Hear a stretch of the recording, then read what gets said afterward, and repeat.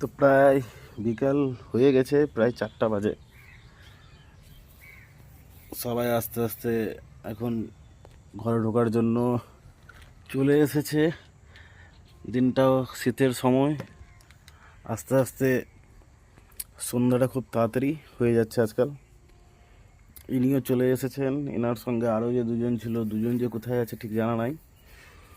উনি এখন আসবেন, একটু পরে উনিও চলে আসবেন। তো বর্তমানে কাছিয়ে দিতে হবে, যেমন ঠান্ডার দিন আছে,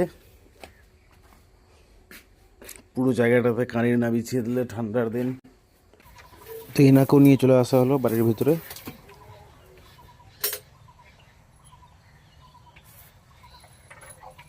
আজকের মতন এখানে শেষ, সবাই নিজের নিজের জায়গায়। সবাইকে গুড নাইট, সবাই ভালো থাকবে।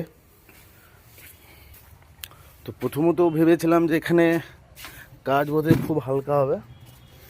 আসবো, গরু ছাগল বের করব, কাঁড়ি কাটবো, কেটে ওদেরকে খাইয়ে দিয়ে দুপুরবেলা আবার জল খাইয়ে দিয়ে বিকেলবেলা আবার ঘরে। কিন্তু এখন দিন দিনই চলেছে, মানে প্রচুর কাজ। আমি বুঝতে পারছিলাম না যে এতদিন ধরে বাবা কিভাবে করে যাচ্ছে কন্টিনিউ।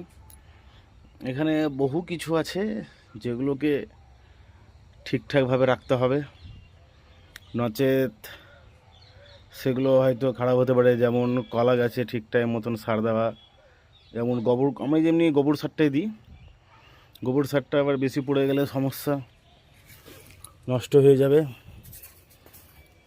পুকুরে আবার মাছ আছে, তাদেরকে আবার টাইমলি ডেলি রুটিন করে খাবার দাওয়ানো, সেইগুলো ভিডিও এখন পর্যন্ত হয়তো আসেনি, আসবে খুব তাড়াতাড়ি। মানে যখন যায় তখন হয়তো মোবাইলটা ধরার কেউ থাকে না বা স্ট্যান্ডটাও থাকে না, পড়ে যাচ্ছে।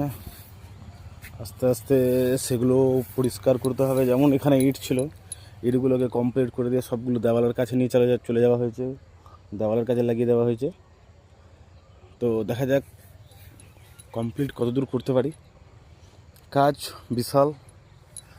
এখানে যেমন গাছ আছে, গাছগুলোতে ফল ধরেছে, সেগুলোকে আবার ঠিকঠাক রাখতে হবে, নচেত ছাগল খেয়ে নিলে আবার গেল। যেমন কত বড়টা হয়েছে,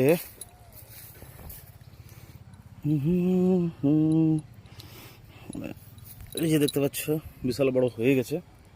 আর আমাদের যে গোবর সার, সেটা এখানেই অ্যাড করে রাখা হচ্ছে, জমা করে রাখা হচ্ছে। আস্তে আস্তে এখানে যখন পুষতে শুরু করবে তখন এটাকে আবার নিয়ে গিয়ে গাছে গাছে দেওয়া হবে। এই আম গাছগুলোতে দেওয়া হবে, কমপ্লিট করে দেওয়া হবে। তো চলো আজকের মতন এখানে গুড নাইট, দেখা হচ্ছে আবার কালকে।